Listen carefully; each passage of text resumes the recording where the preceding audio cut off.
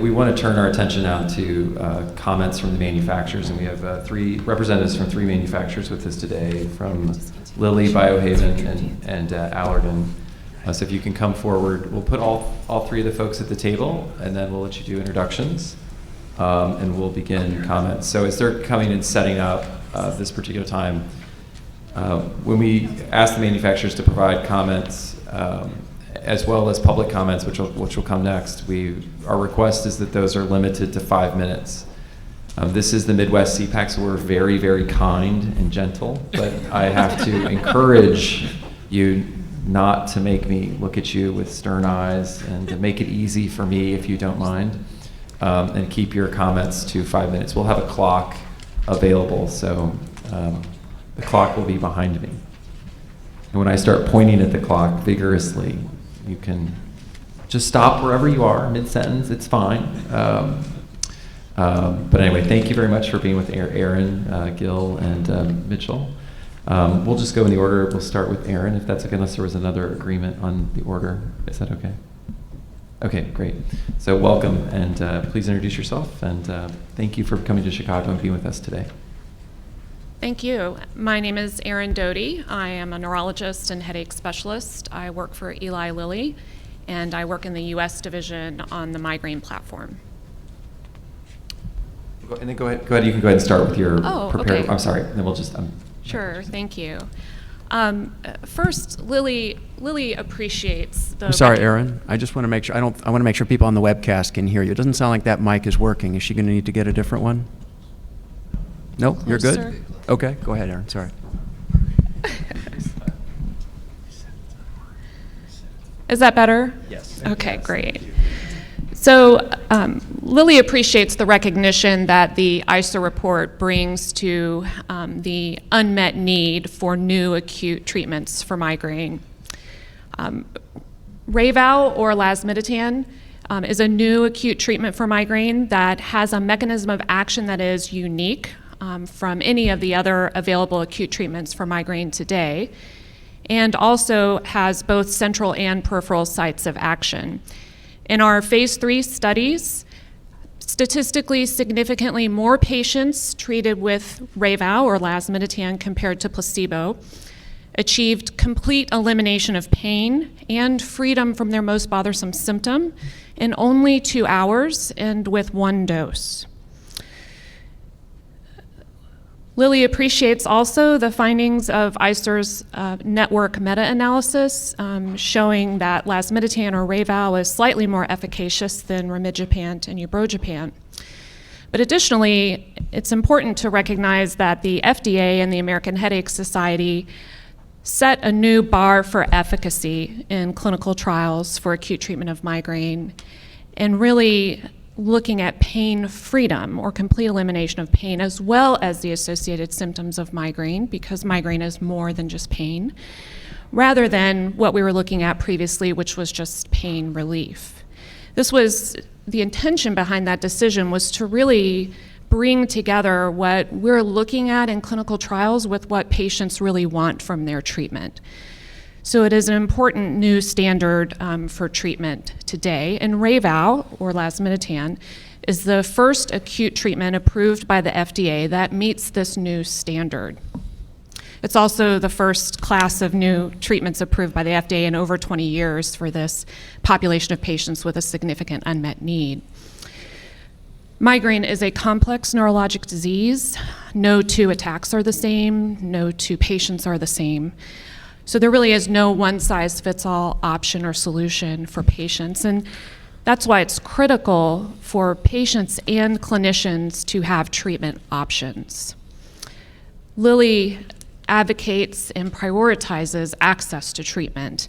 We want to assure that patients and clinicians will have access to treatment options for taking care of their patients. We look forward to the opportunity to make Rayvow available for patients. We believe that people who suffer from migraine deserve a chance at pain freedom and freedom from the associated symptoms of migraine. Thank you.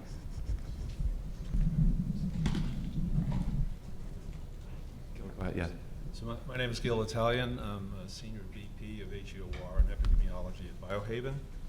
And I'd like to thank ICER and CEPAC for the opportunity to provide some testimony today. So one of the things that, I think we do have some concerns with regard to the overall conclusions from ICER, because it's kind of based on a summary of the two populations.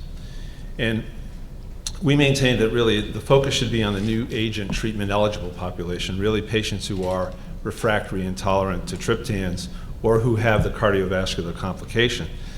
So, speaking for Biohaven, it's really our intent, not our intent to replace triptan in patients who are benefiting from triptans or who are triptan naive, but in that other population.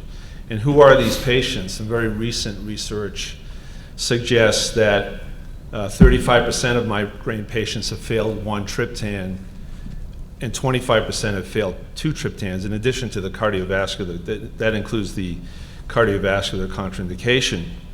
And then research based on the migraine treatment optimization questionnaire suggests that there's a high percentage of patients who report poor or very poor efficacy with their first triptan, and an even larger percentage who report that for their second triptan. And we also know from extensive data that ineffective acute treatments with triptan, this is the population we're focusing on, increases the risk for MOH, medication overuse headache. And these are, and chronicity, and these are serious public health issues pertaining to inadequate treatment that we feel the new agents can help ameliorate. You highlighted this in your evidence review. You speak to the debilitating nature of migraine and that information, the high unmet need that came from advocacy and also from patients. But really, you need to appropriately cost these sequelae and embed them into your economic model. And I think that's, some of the gaps that were discussed, I think, address that. So we think that the conclusions based on pertaining to comparative cost effectiveness of the generic triptans versus the new agents are in error. There's also the fact that you're taking clinical trials that are decades old, the triptan trials, and comparing them to the more modern studies. You do adjust for placebo, as was mentioned, but think about, the position is that the clinical trials are the gold standard, the highest level of evidence, but then you incorporate those into a network meta-analysis, which admittedly is a lower level of evidence. And I would argue that, we had provided data, for example, from our long-term safety study, which included monthly migraine days, disability, et cetera, that is a comparable level of evidence to that was what's derived from the NMAs. We did provide one comparator study. It was an active comparator study, admittedly a 2B, not designed to directly compare, but what it had was a concurrent placebo arm, sumatriptan, rimegepant, and placebo. And what we showed there, again, not acknowledging direct comparisons because of the design, but there were numerical equivalencies between the pain freedom, pain response rates for sumatriptan and for rimegepant relative to placebo. So we would argue that one study, acknowledging that it's only one, does have some value over some of these older triptan studies. We were basically recommending that be considered. And then it was mentioned, the American Headache Society essentially have a position on the new agents being considered for acute treatment. And what they recommend is that they maintain, and it's a quote, that cost-effective care can be ensured by limiting the new agents' access to patients who have contraindications to the use of triptans or who have failed to respond or tolerate oral triptans. And that's determined by healthcare provider attestation. There's also a questionnaire called the MTOC, basically the Migraine Treatment Optimization Questionnaire, that can be used to assess that.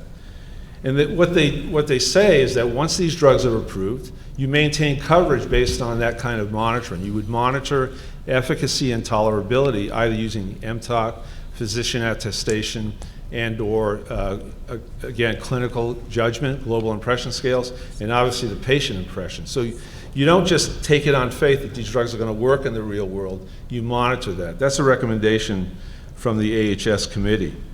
And we agree with that. We agree that these evidence-based measures can be used to fairly assess the value of the new agents. We also provided data from our open label extension study, acknowledging that it's the lower level of evidence that showed reductions in MMD and improvements in disability and quality of life, and also increases in health state utilities. And we thought that that really provides some confidence that the patient therapeutic course will be optimal with these new agents. So in conclusion, we propose that the cost effectiveness analysis and the recommendations so derived should be limited to the new agent, population 1, with triptan refractory intolerant contraindication as referent, as a well-defined referent. And in contrast to the current analysis, consider the high humanistic and economic burden amongst these patients: ER visits, MOH, opioid use, disability, lost productivity, should be included to provide a fair and real-world estimate of both the effectiveness and cost of this reference group. And then this alternative... Thank you, Gil, sorry. Okay, thanks. No, I appreciate it. Thank Thanks. you. Mitchell? My name is Dr. Mitchell Mathis. I'm Allergan's Chief Medical Officer for Neuroscience. I'm trained in family medicine and psychiatry. I see patients in private practice. I came to Allergan after serving 16 years at FDA, where I was director of the Division of Psychiatry Products in the Center for Drug Evaluation. Many of my patients have migraine. It prevents these highly productive people from living their lives, doing their jobs, and caring for their families. Indeed, migraine is recognized as the second leading cause of disability worldwide. My thanks to the ICER staff, to the Advisory Council, and to the patient representatives here today. I'd like to speak about 3 points concerning ubrogepant: the unmet medical need, net health benefit, and long-term value for money. My first point, the unmet need. Approximately 30% of patients who try triptans do not have an adequate response or cannot tolerate their adverse reactions. About 50% of patients new to triptans do not refill their prescription. And alarmingly, half of these do fill an opioid. And lastly, for patients with cardiovascular disease, triptans are contraindicated. The second point, the clinical value of ubrogepant. Ubrogepant is the first approved CGRP receptor antagonist indicated for the acute treatment of migraine. The approval package consisted of the usual 2 phase 3 registration trials and a 1-year long-term safety study. The safety of the drug has been demonstrated and it has been labeled. The most common adverse events were nausea and somnolence, and no adverse event occurred at more than 4%. The long-term study demonstrated efficacy and safety results consistent with those single-dose studies. In the long-term study, discontinuations due to adverse events were reported for less than 3% of ubrogepant-treated patients, demonstrating the real-world long-term tolerability of this drug. Unlike triptans, ubrogepant is not expected to cause medication overuse headache. It is the only oral acute treatment without that warning in its label. In fact, ubrogepant has no warnings or precautions in its label and has many fewer adverse reactions than triptans. This very clean safety profile makes it easy for patients to continue to use their medication. Comparing efficacy between triptans and ubrogepant, developed decades apart, is feasible. However, such comparisons should comprehensively adjust for the increasing placebo response over time and include all triptans in our view. When this approach is taken, the conclusion that ubrogepant is less effective than oral triptans is not supported.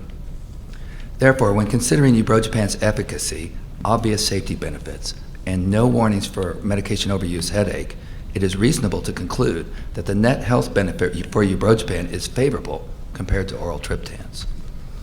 My third and last point, the long-term value for money. A migraine may last 48 to 72 hours. When ubrogepant's randomized data are examined past the 2-hour time point, it provides compelling evidence that treatment benefit continues to increase after 2 hours, and are maximal for the pain endpoints at about 8 hours following a single dose. I raise this because the ICER economic model base case does not include the efficacy increases beyond 2 hours. Increasing efficacy gains beyond 2 hours are, of course, very important to patients. Not including these benefits has a significant impact on the model results. As was pointed out earlier, Allergan has had ongoing discussions with ICER related to this topic. We appreciate ICER including a scenario within the report where the efficacy gains beyond 2 hours are included. In triptan insufficient responders defined by ICER as population 1, This yields a cost-effectiveness result of $138,000 per QALY. This translates to greater than $78 value-based price per pill. When you add in ICER's calculated productivity gain of $7 per pill, the result is $85 per pill, which is consistent with Allergan's value-based list price. Further value may be added when the following considerations are noted in the ICER report: a favorable side effect profile that reduces complexity and improves outcomes, no identified risk of medication overuse headache, novel mechanism of action for acute treatment, reduced use of opioids, increased quality of life and productivity for patients and their families. In summary, my 3 points: unmet need exists, ubrogepant has demonstrated a positive net health benefit, and ubrogepant provides high long-term value for money. Thank you for your time. Thank you very much. We appreciate your remarks. I ask now if the ICER staff or researchers, collaborating researchers have any questions or comments for what they've heard so far. Okay, great. Thank you very much. Thank you for being with us today and providing your remarks. We're going to now move to the public comments and discussion. So we're going to ask, we're going to set the table now for five individuals to come forward: Eileen, Angie, Cheryl, Nim, and Jamie. If you can come forward now, and then we'll do quick introductions and we'll begin. Same rules apply, or same guidelines, which is we're asking folks to limit their comments to 5 minutes.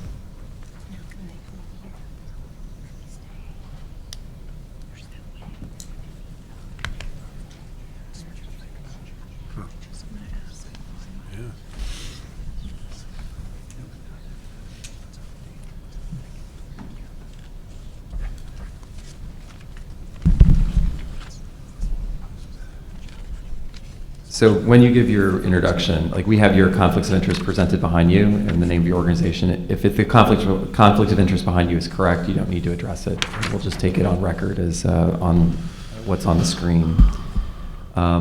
If you don't mind, I'll start just sort of going from my left to right with Nim, unless there's another prearranged order that would make more sense. Would that be okay? Good morning. Great. Thank you. My name is Nim Lavani. I'm the Executive Director of the American Migraine I Foundation. think we need to get like a rock star format, right? This is like you get real close. How's this? That's great. Would you like me to start with my statement, or we're just doing introduction? You can introduce yourself and then begin with your statement. We'll just Thank take you. the time that way. Good morning. My name is Nirmala Singh Lalvani, professionally known as Nim Lalvani. I'm the Executive Director of the American Migraine Foundation, and my conflict of interest has no updates for today. Okay. So I would first like to start off that I am a person impacted by migraine. The American Migraine Foundation, AMF, is the patient-focused organization founded by the experts of the American Headache Society, AHS. I am honored to be here today representing both the patient perspective and the clinical perspective of the American Headache Society. Today I would like to emphasize the following: the patient population. ICER's evidence report broadly addresses the unmet need of the patient population that would benefit from the new acute treatments. However, that focus is lost as the historical triptan data is analyzed. Both AHS and AMF believe that there should be stronger acknowledgement and consideration that although the currently available acute medications are effective for some patients, they are ineffective, poorly tolerated, and/or contraindicated in a great majority of other patients.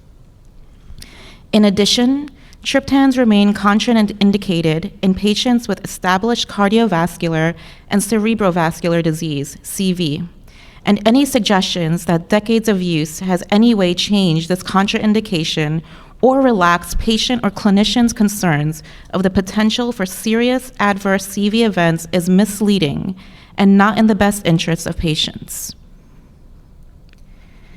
Further, triptan medications and NSAIDs are not recommended for those with a history of cardiovascular disease. Additionally, over 2 million people in the US have migraine and a history of greater than or equal to one cardiovascular event or disease that may limit their use of triptans. The unmet need in this vulnerable population results in pain, disability, and high individual family, societal, and economic burden. This population of patients may remain on disability and having to rely on medications such as opioids, butalbital-containing, and caffeine-containing medication. Opioids, butalbital, and caffeine-containing medication contribute to medication overuse headache, MOH, suboptimal acute treatment of migraine, and development of disease progression with functional and structural brain alterations. Further, with the U.S. being in an opioid epidemic, we must reduce the use of opioid medications to save lives. According to a report released by the NIDA, the National Institute on Drug Abuse, 130 people will die today and every day from opioid overdose.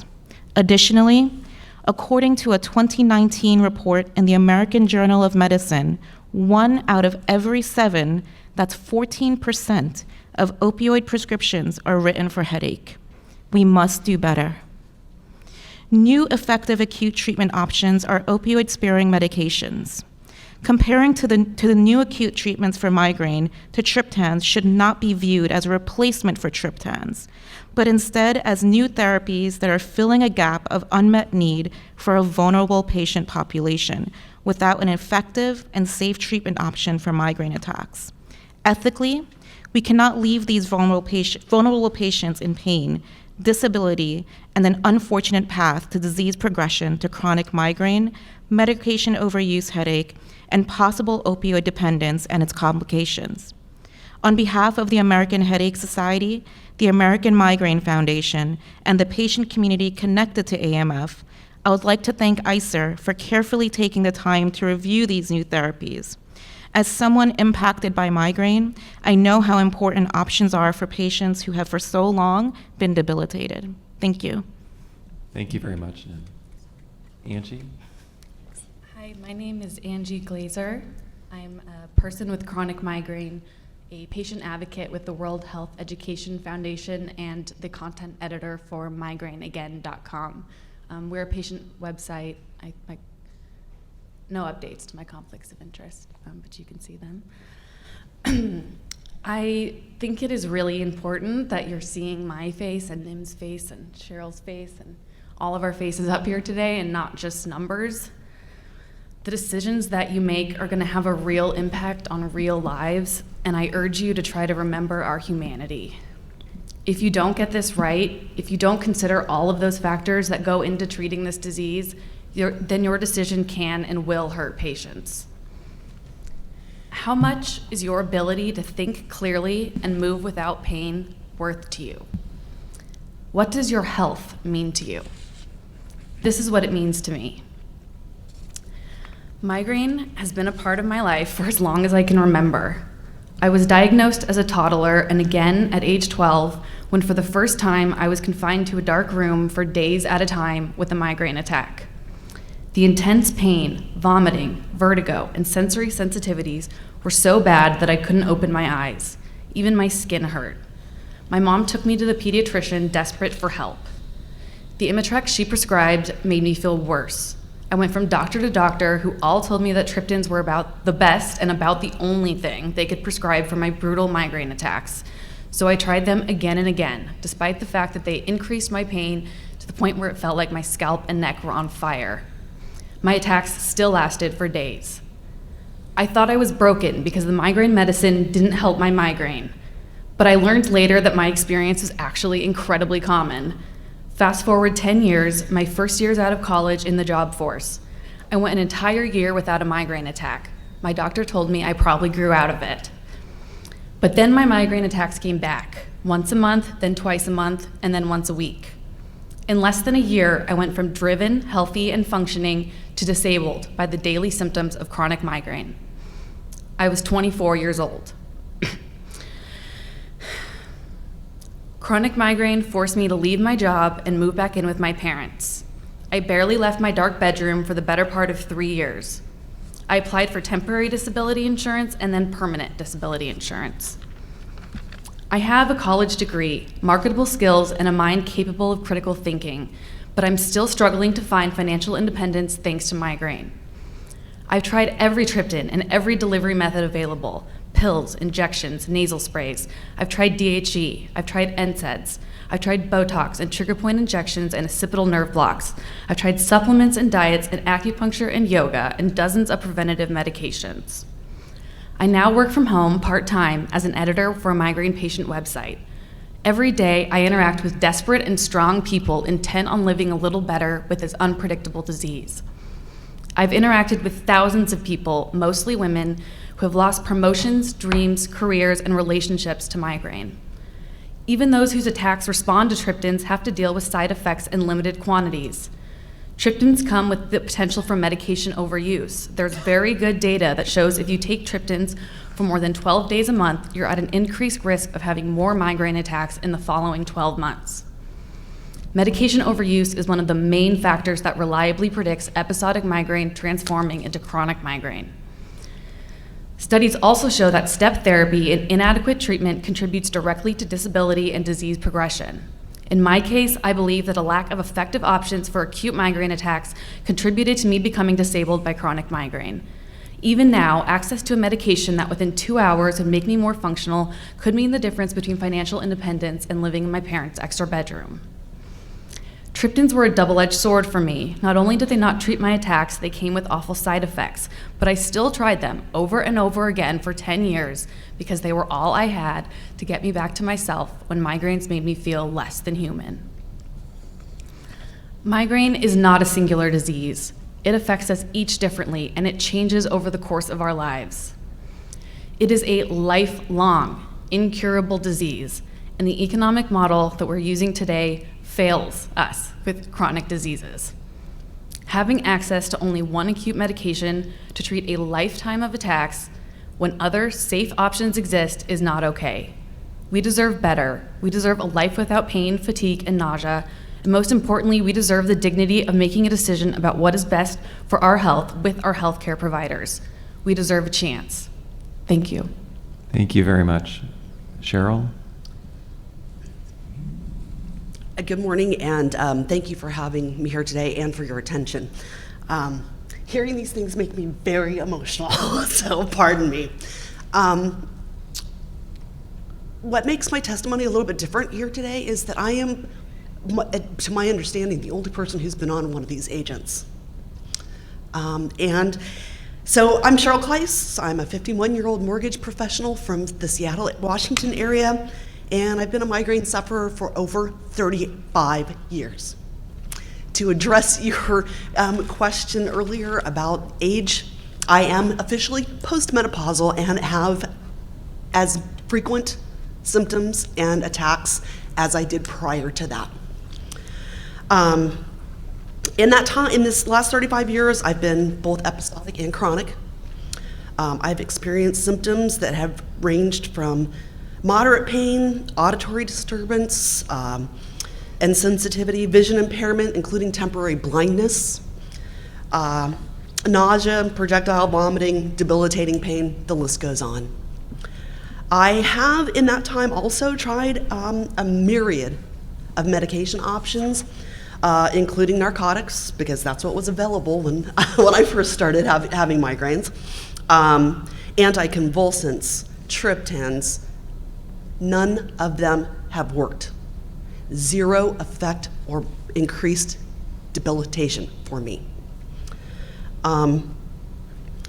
So for me, these attacks have caused things that maybe you all take for granted. Going to work every day, driving a car, going for a walk, making plans to go to dinner with your friends or family. You lose job advancements, you lose relationships, including my marriage over this. These are not insignificant things, and the real world cost is much different than the models that you're looking at, okay? So since being part of the research study, my life is completely different. I can go to work every day. I mean, that sounds crazy, but I can actually make a living. I can, not stress about paying my bills. I can be an employee who an employer wants to support. and is worthy of promotion. Sounds silly, but as an anecdotal thing, I was able to go to 2 concerts last year that required that I purchase tickets more than 6 months in advance. 2.5 years ago, I would have not been able to commit to being here today because I didn't know if I could get on an airplane and come across the country. So I understand from reading the report that there are some things that, make these agents seem as if they're not cost effective. Well, let me talk about some of that quality of life and income loss for those of us for whom the other medications don't work. These models don't even come close. For me personally, we're talking about hundreds of thousands of dollars from lost work and lost opportunity. And relationships to which you can't put a dollar value. Insurance costs, I hear a lot about insurance costs and this and that. So for me, insurance costs and patient out-of-pocket costs are a concern, obviously, but right now I'm employed and I have health insurance. But I will tell you that since being on this agent, I've had no ambulatory visits. I have had no check-ins to the emergency room. I have had fewer primary care doctor visits because I'm not trying to treat symptoms. And that is the significant, I actually was able to this year lower the insurance plan that I am on because I know that I don't have to go to the doctor as many times per year. So that's a cost savings to me, it's a cost savings to my employer, it's a cost savings to the insurance company as well. So, I want us to look at things like what is our overall societal cost? What happens if I don't work, if I don't have health insurance, and I'm relegated to being on some type of public assistance? That's not good for anyone. And it's not good for our state of mind as a patient either. So in conclusion, I thank you for your mindful consideration of the cost of quality of life, productivity, insurance, and most importantly, please consider those of us that the other drugs don't work. I'm not suggesting that if triptans work, we stop prescribing triptans. I'm just asking that you consider the rest of us. Thank you so much. Eileen? So my name's Eileen Brewer, and my conflicts of interest don't change, although I want to point out that I'm not paid by Cluster Busters. I'm a volunteer, and also the money that I get working for CHAMP as a contractor, I'm not getting rich off of it, like Katie said earlier. Not at all. I live with chronic migraine. Yesterday it was challenging getting here because my disease caused cognitive impairment. I tried to get on the wrong plane, and that was bound for Houston. Maybe the weather would have been better there. Then I waited at the wrong gate and almost didn't get on my flight. Sometimes having migraine disease means that something as simple as reading a few signs becomes a difficult and near impossible task. If it weren't for the kindness of strangers who helped me, I may not have made it here today. You may be thinking I haven't attempted to manage my disease well. I have. I've been attempting since 1990. In 30 years, I've tried 29 different medications just to treat attacks, including 7 triptans. This does not include the medications I've tried to prevent attacks or the countless alternative treatments and therapies I've tried to cope with the pain. Not a single one of them has aborted an attack for me, ever. That should be all I need to say to convince you that people need access to more options. Sadly, it isn't. Experts have told you that these medications work less well than others. They've told you that triptans are better treatments based on data that is 30 years old. This analysis ignores real-world experience with triptans over the past few decades, including a better understanding of their limited efficacy and side effects, and significant side effects. There is little head-to-head data, but the one study we do have shows these classes of drugs work fairly equally as well as triptans. Importantly, the evidence we have shows these new medications don't cause medication overuse headaches like triptans can. You cannot vote that triptans are superior to these new medications. The evidence we have does not support this conclusion. Our understanding of migraine is not yet complete, but we have increasing understanding that it happens on multiple pathways. Triptans affect one of those pathways, so this is great for people that can use these and for whose migraine is related to those pathways. Mine is not. I'm not some anomaly because triptans make my head hurt worse, make my heart feel like it's going to explode out of my chest, and make my pulse accelerate to as much as 180 beats per minute. This happens to others. Others also have negative side effects. Your data says that 10 to 30% of people do not respond well to triptans. 10 to 30% of 40 million people is still a lot. Overall, this population represents about $36 billion in cost annually in the US. We represent loss of productivity, increased burden on our healthcare system, and an increased burden on our families, friends, and communities. When you calculate the value of these drugs, it's important to consider these things. I'm here to tell you that I need something in my life to change, and so do millions of other people. I used to think I was crazy or strange, with doctors writing me off as a tough case or accusing me of being a drug seeker. I don't even like the drugs they were accusing me of being addicted to. They didn't work. They made things worse. What's great about being itchy and nauseous on top of all the symptoms of a migraine attack? I'm not saying that opiates are not appropriate for some people. Some people find them to be great rescue medication, but they certainly are not and should not be a first-line treatment. Still, opiates continue to be prescribed for migraine at an unnecessarily high rate, often as a first-line treatment. We have an opportunity to offer another approach and more options. We have an opportunity to fight the opioid epidemic in a new way. We are always talking about novel approaches to treating pain, but we seem to be hesitant to recognize these when we're looking at them. Triptans work best when you take them at the start of an attack. I wake up every morning with a migraine attack. I throw up almost every day, sometimes multiple times a day. I go to sleep every night with a migraine attack. Some days I function reasonably well. I've learned to live with the pain and other symptoms. There's a piece of my brain devoted to coping with migraine. Its job is to remind me to relax, think around it, and survive. Some days that's my whole brain, because things are just too intense. Some days I wander around my house desperately searching for something, anything that will make it stop. I open cabinets, the fridge, the pantry, the vanity, but nothing is ever there. There is no escape, and none of your data represents me.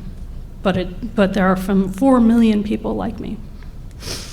I'm not alone. I represent millions of people with the same story. I often wonder what I could do if I didn't have to factor in the pain. I'm productive, but it could be better. I could have a clean house. I could reliably take my kids to activities. I could work a 40-hour-a-week job. There wouldn't be days when my husband had to work, care for the kids, cook, clean, do dishes, and care for me.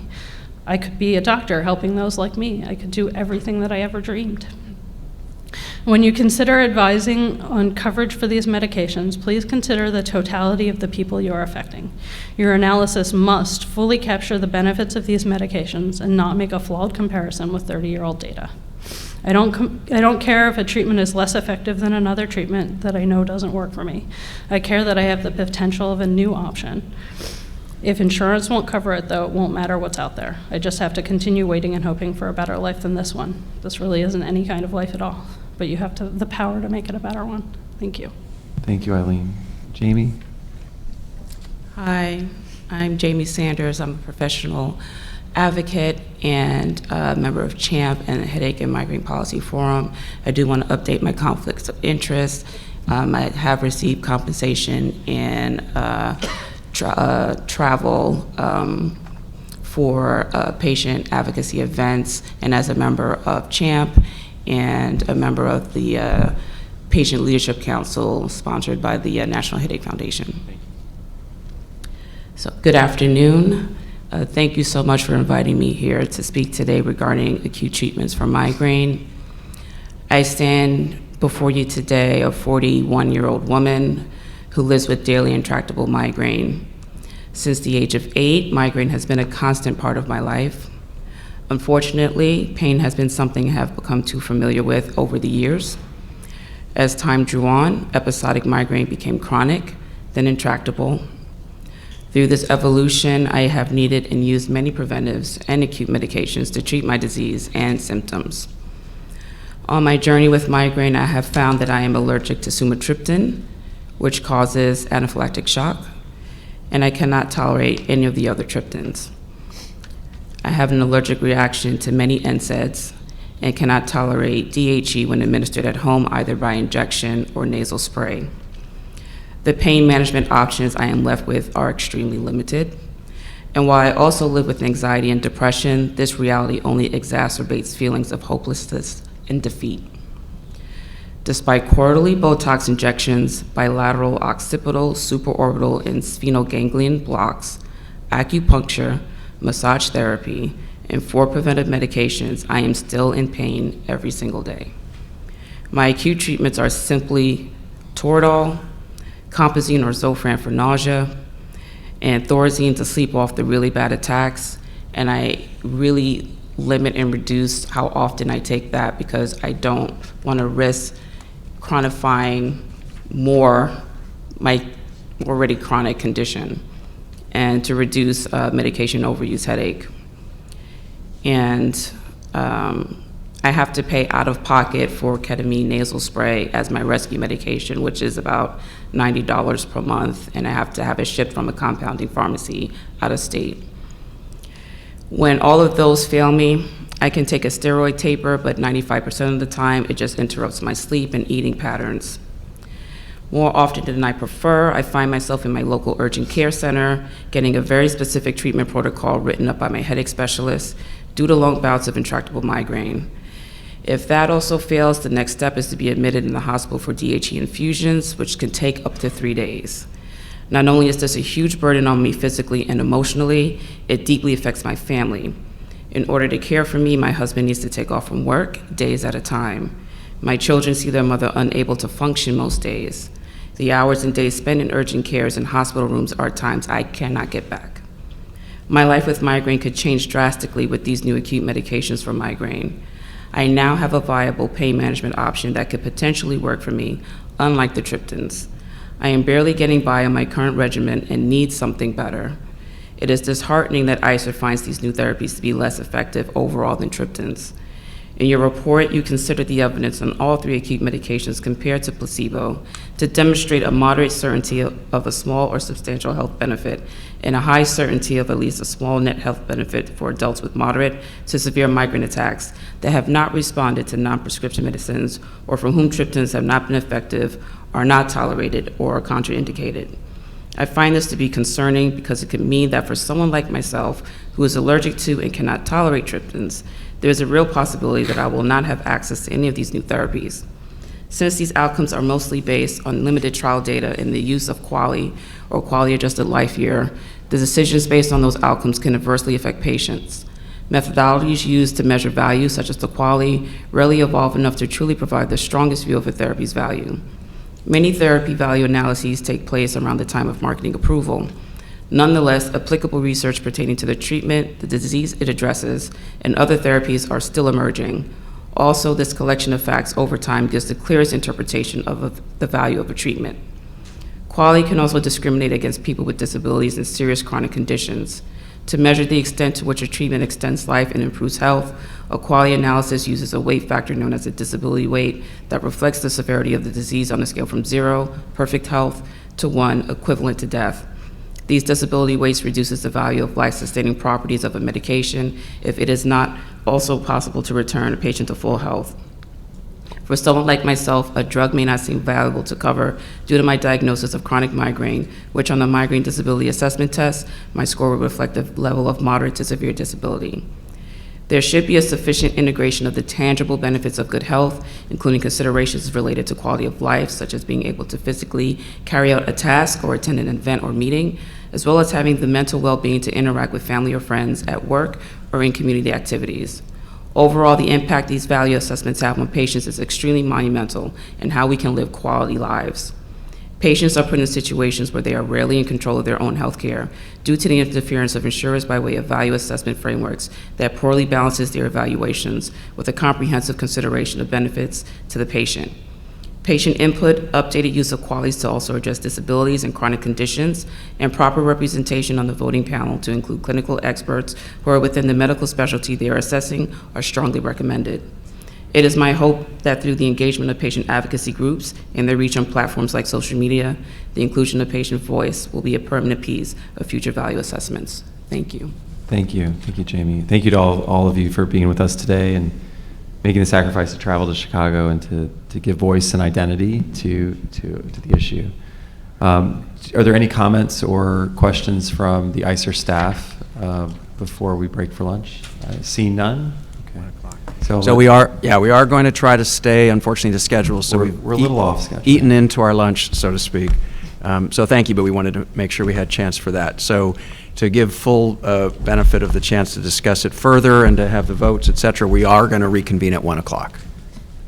Thank you. I really want to thank the patients, as they are the biggest stakeholders. ICER brings together many stakeholders, and the stakeholders that are most important and most affected by your decisions and your votes that are going to happen are these 5 wonderful women sitting here today and many in the room. So I just, please, they're the most important. Thank you, Katie. Thank you for saying that.